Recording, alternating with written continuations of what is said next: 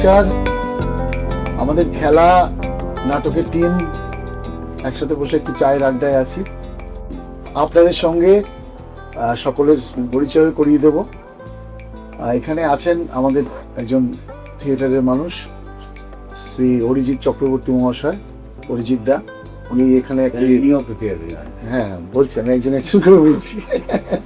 আড্ডাটা তো এইভাবেই। হ্যাঁ, তো শুধু অরিজিৎ দা বলছে যে আরেকজন অরিজিৎ দা পরিচয় তাহলে করিয়ে দিন। উনি হচ্ছেন রেখা ব্যানার্জি, বহু পুরনো, আমার থেকে অনেক পুরনো আর্টিস্ট, মঞ্চে দাপিয়ে বেরিয়েছেন, পুরস্কারও অনেক পেয়েছেন। আজকের ৭৬ বছর বয়স, এখনো লড়ে যাচ্ছে। একদম বাপরে বাপ, একটা বিরাট বড় ইন্সপিরেশন। গলা। হ্যাঁ, আমার নাটক করার সত্যি আমার মনে হয় আমি খুব ভাগ্যবান, মানে এনাদের নাটক করার সাথে সৌভাগ্য হয়েছে। নাটক করার সৌভাগ্য আমারও হয়েছে এখানে।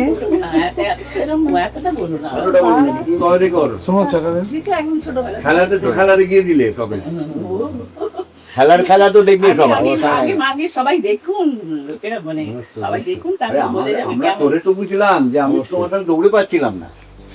এবার আলাপ করিয়ে দিই, ইনি হচ্ছেন সুবীর দাশগুপ্ত। উনিও একটি বিশেষ ভূমিকায় এখানে অভিনয় করেছেন। উনি সুন্দর সঙ্গীত শিল্পীও, ওনার গানও আমরা শুনি।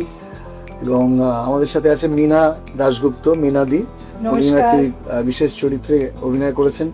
আর সোমনাথ শিকারী, নতুন ছেলে, কিন্তু প্রচন্ড অদম্য চেষ্টা আছে ও করার জন্য।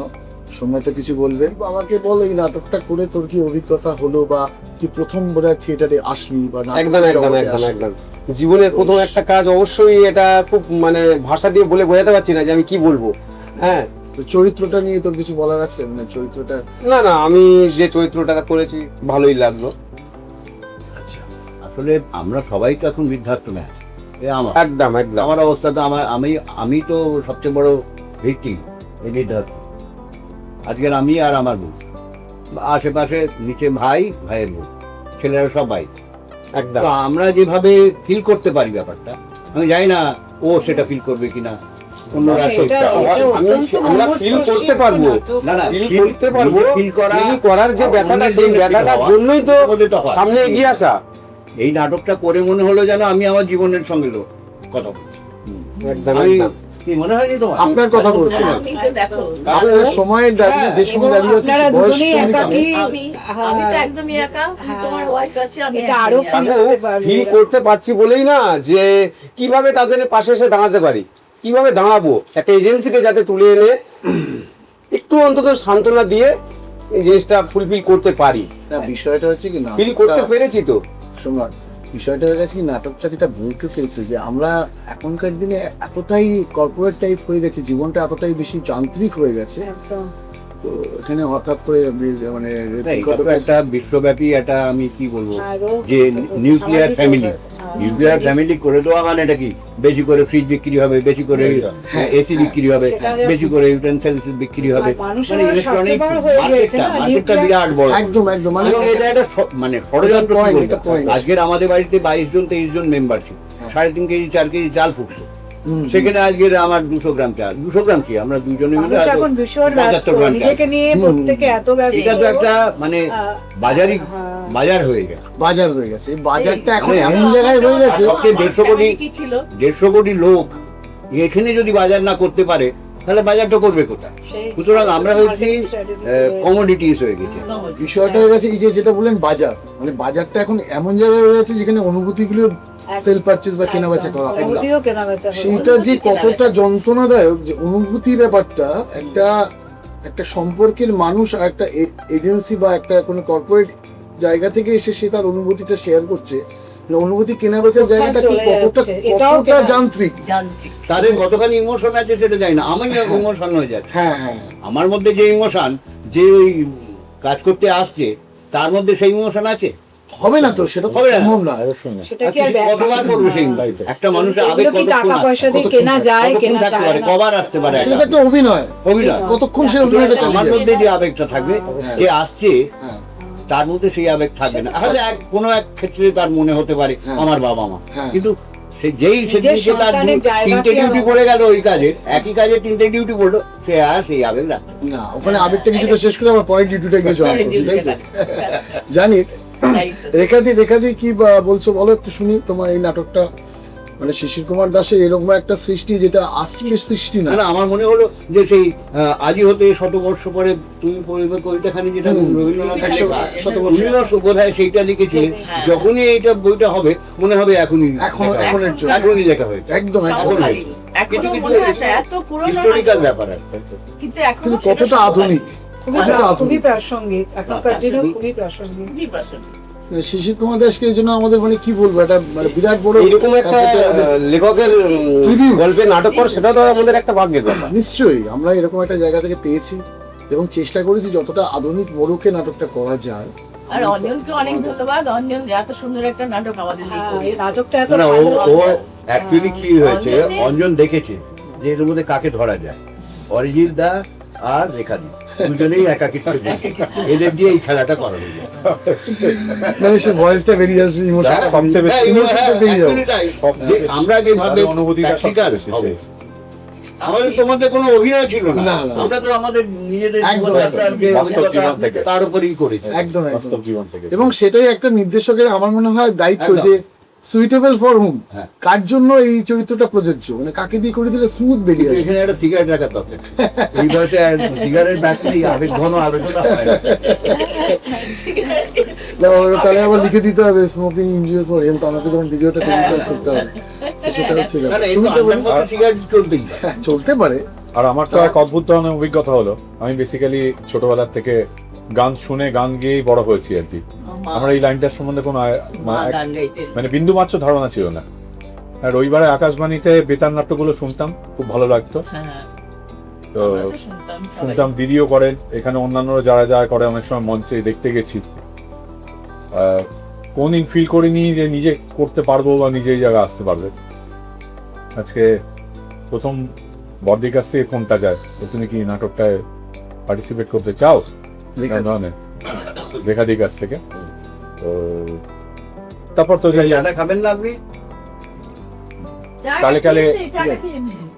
কালে কালে আলটিমেটলি আমাদের পরিচালক যিনি আছেন অঞ্জন বিভিন্নভাবে গাইড করে এটা থাকুক, এটা থাকলে ওটা কারুকে তো তৈরি করবার চেষ্টা করেছে। জানি না কতটা করতে পেরেছি, অবশ্যই ভালো লেগেছে নাটকটা করে। কেন এত বাস্তব মানে সমাজ ব্যবস্থার উপর এমন একটা বাস্তব ভাবে লেখা, প্রখ্যাত নাট্যকার কত বছর আগে লিখে গেছেন, অথচ এখনো সেই জিনিসটাই আমরা এখনো প্রত্যক্ষ করছি প্রত্যেক দিনই, এবং আগামী দিনেও জিনিসটা আমরা প্রত্যক্ষ করতে পারবো। হ্যাঁ। এবং এটাতে আমরা যে ইনভলভ হয়ে এটা একটা চরিত্র মধ্যে ঢুকতে পেরেছি বা চরিত্রতে একটা অভিনয় করতে পেরেছি, এটাই তো বিশাল গর্বের ব্যাপার। না, খুবই ভালো লেগেছে। খেলা নাটকটার নাম।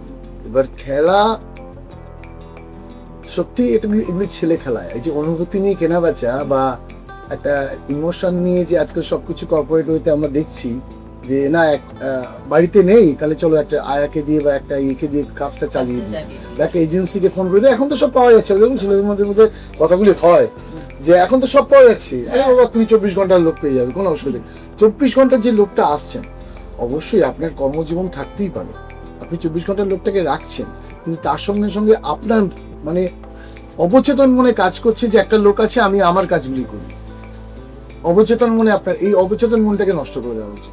আপনিও আপনার কাজটুকু সেরে যতটা সময় পারেন এই বৃদ্ধ মানুষগুলোর বিদ্যার সাথে তাদের একাকিত্বটাকে মলম লাগাবার জন্য যতটা দরকার আপনার থাকা উচিত। এটা আমরা করি না, আমরা মনে করি যে লোক আছে, আমি তো টাকা দিচ্ছি মাসে মাসে। এমনকি এখন একটা লোকের মাসে মায়না হয়ে যাচ্ছে প্রায় 10-15 হাজার টাকা, শুধুমাত্র সে আয়ার জন্য কাজ করছে, মানে যারা এই করে আর কি বিদ্যাদের দেখার জন্য। হ্যাঁ। এবং এর উপরে কিন্তু অনেক ইনসিডেন্টও ঘটে যাচ্ছে। এই যে ঘটনাটা কিছুদিন আগেও বোধহয় হয়ে গেল যে কোন বৃদ্ধাকে মেরে অনেকগুলি টাকা পয়সা লুটপাট করে নিয়ে গেছে। এই ঘটনাটা রিসেন্ট একটা ঘটনা ঘটে গেছে বাস্তবে। এগুলি কেন হচ্ছে? এগুলিতে মনে হয় যে আমরা নিজেদেরকে এটা আমরা বুঝি না যে কালকে আগামীতে আমরাও বৃদ্ধ হব, আমরাও বৃদ্ধা হব, আমাদেরও এই একই দিনের সম্মুখীন হতে হবে। আজকে আপনার ছেলেমেয়েরা কি শিখছে? যে বাবা মা থাকছে না, আমি একজন আয়ের কাছে থাকছি, বা আমার যারা ঠাকুমা দিদা তাদের থেকে আমাকে আলাদা করে রাখা হচ্ছে, আমি একা, তারাও একা, আগামীতে বাচ্চাটিও কিন্তু আপনাকে একা রাখবে, এটা দায়িত্ব নিয়ে বলতে পারি। সেই দিনটা যেন না আসে। খেলা নাটকটা আপনাদের সকলের খুব প্রয়োজন শোনা এবং পৌঁছে দেওয়া। আর একটা নস্টালজিক ব্যাপার, আমি খুব ব্যক্তিগতভাবে চেষ্টা করি ছোটবেলা থেকে নাটকের প্রতি ইন্টারেস্ট কিন্তু রেডিও থেকে, এবং রেডিও থেকে প্রতিদিন নাটক শুনতাম নিজেকে সমৃদ্ধ করতে। নাটক তো আমরা রেডিও হ্যাঁ, সমৃদ্ধ সকলের আরো আছে, সব উৎপল দত্তের নাটক, দাস হচ্ছে অজিতেশ বন্দ্যোপাধ্যায়ের নাটক, সকলেই না, সত্য বন্দ্যোপাধ্যায়ের নাটক, এগুলো শুনেছি। তো সেইগুলি থেকে না, সেইগুলি এখনো প্রভাবিত হই আমরা প্রভাবিত এবং চেষ্টা করি এই সময়ে দাঁড়িয়ে সেই ব্যাপারটাকে মাথায় রেখে, সেই ক্লাসিক ব্যাপারটাকে মাথায় রেখে সামাজিক বার্তা, একটা সামাজিক। হ্যাঁ, তো সেটা তো সবাই বারবার বলছে যে সমকালীন একটা প্রাসঙ্গিক নাটক, তাই তো? অবশ্যই। নাটকটা তো উনি মানে এত আকুল, মায়ের এই আকুল বেদনা, মানে বাবা মা আর তার সন্তানের যে সম্পর্ক, সেটা কি কখনোই টাকা পয়সা দিয়ে তো এটা কেনা যায় না। এটা একটা খেলা, যেটা মানে সন্তানের অভাবটা পূরণের জন্য, যেটা মানে এটা এখানে দেখানো হলো আর কি, সেটা কোনোদিনই পূরণ হয় না। নিজের সন্তান, সেই একটা কথা সেই হচ্ছে, বাবা মা সন্তান ছোট এই ঘটনা ঘটাচ্ছে, এই আগামী দিন সেও তো বৃদ্ধ হবে। এই তো বললাম, তো তাকে তো একদিন সেম ওয়েতে আয়নার সামনে দাঁড়াতে হয়। সেই পেছন ফিরে তাকে দেখানো দরকার। আচ্ছা সোমনাথ, আমাকে শুধু বল যে মোটামুটি আমরা আলোচনার শেষ পর্যায়ে চলে যাই আড্ডার, কিন্তু আড্ডার তো কখন শেষ হয় না, চলতেই থাকবে, যত চা আসবে তত আড্ডা বাড়বে। আর আপনার তো সিগারেট হলে বোধহয় আরো বেশি চা বেড়ে যাবে।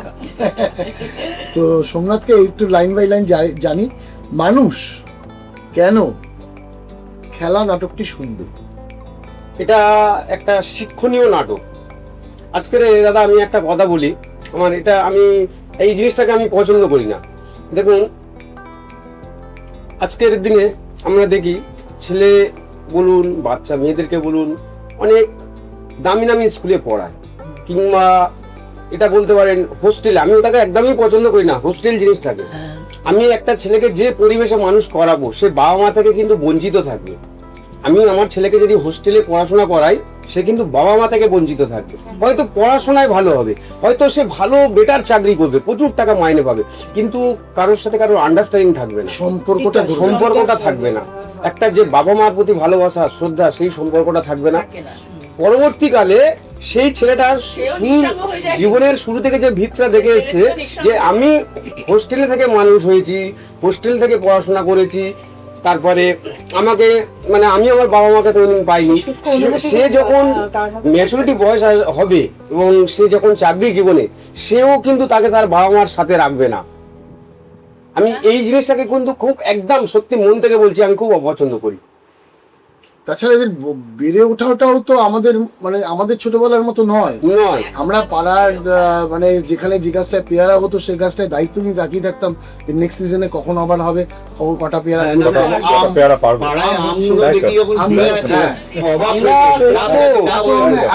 এই সময় ঝুলে আছে, আমাদের সময় ঝুলে থাকতে দেখতে পাচ্ছি এখনো আম কাঁঠাল এক রাতে ফাঁকা। আমরা শৈশব নেই, না, সেই শৈশবটাকে আমরা এখনো ধরে রেখেছি, আম কাঁঠাল এখনো চুরি করি আমরা। নাটকে মুরকি বলে একটা চরিত্র আছে, মুরকি একটা চরিত্র আমি ধরে রেখেছি, আর চুরি করি, দেখা যাবে না লোকের কাছে আম কাঁঠাল। কিন্তু এই মুরকি চরিত্রটা কিন্তু এটাই তুলে ধরছে, মুরকির একটা অদ্ভুত স্বপ্ন, মানে মুরকিকে কত দূরে রাখা হচ্ছে তার নিজের ঠাকুমা দাদুর কাছ থেকে। তো এইগুলি আর কি, এগুলি বিষয়। তো সুবিধার কাছে সুবিধা, মোটামুটি নাটকটা কেন মানুষ কেন কেন কেন শুনবে না, শুনবে এই জন্য যে আজকের দিনে প্রত্যেক বাবা মা এবং আশা করি প্রত্যেকে রিয়েলাইজ করছেন যে উচ্চশিক্ষার ফলে কিভাবে ফ্যামিলিগুলো প্রত্যেকটা একটা নিউক্লিয়ার ফ্যামিলি হয়ে যাচ্ছে। প্রত্যেক ছেলে মেয়ে হয়তো আমরা এইভাবে আবার দোষারোপ করতে পারি না যে ছেলে মেয়ে চায় না যে বাবা মার জন্য করুক বলে, বাট এখন পরিস্থিতিটা এরকমই হয়ে গেছে। তাদের কর্পোরেট কালচার, তাদের অফিস, তাদের সন্তানদের ভবিষ্যৎ ভেবে তারা হয়তো সময় মতো বাবা মাকে হয়তো দেখতে পাচ্ছে না, শুধু পয়সা পাঠিয়ে বা হয়তো ফোন আলাপ করেই, হয়তো রাত্রেবেলা একটা ফোন আলাপ করেই হয়তো তারা ক্ষান্ত থাকতে হচ্ছে। এরকম আমরা বলতে পারি না যে হ্যাঁ শুধু বাবা মার এক্সপেকটেশন, ছেলে মেয়ে হয়তো এক্সপেক্ট করে যে হ্যাঁ, আমরা যাই বা পৌঁছই, কিন্তু আবার আগামী প্রজন্ম তাদের বাড়িতে মানে বড় হচ্ছে, যাদের ভবিষ্যৎ ভেবে হয়তো তারা আবার এগোতে পারে না ওই জায়গাটা যে আমরা এখানে থাকি, তাহলে তাদের ভবিষ্যৎটা কি হবে? ঠিক আছে, যদিও জিনিসটা হচ্ছে কি যে আমার বাবা মা আমাকে যখন বড় করেছে, তো আমাদের প্রত্যেকের কর্তব্য হওয়া উচিত যে তারা যেমন আমাদেরকে প্রত্যেকটা মানে পেন সহ্য করে, প্রচুর কষ্ট করে, তাদের আর্থিক সম্বল থাকুক না থাকুক চেষ্টা করেছেন আমাদেরকে তাদের যতটা ভালো দেওয়ার জন্য, আমার মনে হয় প্রত্যেকটা সন্তানেরও উচিত সেই জিনিসটা করা, এবং সেটাই এই নাটকটা মধ্যে দেখানো মানে চেষ্টা করা হয়েছে আর কি।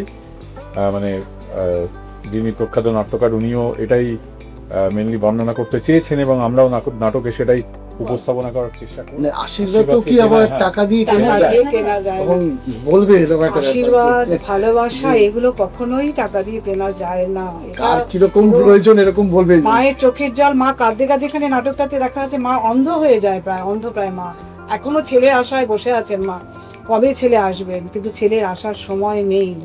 এই যে কি মানে মর্মান্তিক মানে একটা দিক। এবং বাবারও কি অপরিসীম কষ্ট, এবং সামনাসামনি বাবা- দেখতে পাচ্ছে মা হ্যাঁ। অন্ধ হয়ে যাচ্ছে, তাকেও বুঝ বাবা- দেওয়া যে ছেলে আসবে। আমরা মোটামুটি মায়ের গল্পটায় এই- কম যাব, বাবা মায়ের এই গল্পটা কম যাবো, অবদান গল্পটা সবাই শুনবে। এক্স্যাক্টলি, হ্যাঁ। মানে ওটা খুবই নাড়া দিয়েছে আমাকে আর কি। গল্পটায় কম যাব। এবং তাতেই আর কি ইনভলভমেন্টটা আমিও হতে পেরেছি। না না, এইটা ব্যাপারটা হচ্ছে যে আমরা তো শুধুই ছেলে পিলেদের উপর দোষ দিচ্ছি। হ্যাঁ, আমার ক্ষেত্রে তো- একদম একদম একদম, আমি এই কথাটাই বলতে যাচ্ছিলাম। আমি তো আমার ছেলেকে পড়াশোনা শিখিয়েছি, সে আরো বড় আরো বড় আরো বড় আরো বড় হোক। ওই র্যাট রেসের মধ্যে ঢুকিয়ে দিয়েছি তো আমি, হ্যাঁ, তার দায়িত্ব আমার। একদম একদম। এক্স্যাক্টলি টোটাল দায়িত্বটা তো আমাদের, আমরাই পুরোটাই ছেলে তো আমরা দিই, করেছি, আমরাই দায়িত্ব তো নিয়ে ছেলে- এই জিনিসটা করেছি। এখন শুরু থেকে কি গাইডলাইনটা করেছিলাম, এই যে শূন্যতা আমাদের নিজেদের জীবনে আমরা একটু ডেকে নিই। Created by. হ্যাঁ, আর একটা ব্যাপার সেটা হচ্ছে যে মোটামুটি আমাদের এই নাটকের এই প্রস্তুতিটা, আমাদের একটা ছোটখাটো নাট্য দল আছে এই কলকাতায় গড়ে উঠেছে। আর নাট্য দলটার নাম হচ্ছে অনুভব নাট্যম, এবং এই নাট্য দলেরই সমস্ত কলা কুশলীরা মিলে এখানে উপস্থিত আছেন, তারাই এই নাটকটা আপনাদের কাছে উপস্থাপনা করেছেন। আর সবচেয়ে বড় ব্যাপার, এই দলের মধ্যে আছে বিহাইন্ড দ্য ক্যামেরা, মানে ক্যামেরার পিছনে কাজ করতে হয়, তো সেটা আমাদের মৌমিতা মৌলিক ও খুব রাইজিং একটি মেয়ে, এবং কাজ করছে ভালোভাবে আমাদের সাথে, সকলের সাথে মিলে। বাচ্চা মেয়ে, কিন্তু আগ্রহটা অতিরিক্ত মাত্রায়। ये रखो 12 माने मम्मी मम्मी 12 माने तो क्या है? আহ, বাঙালি বলো।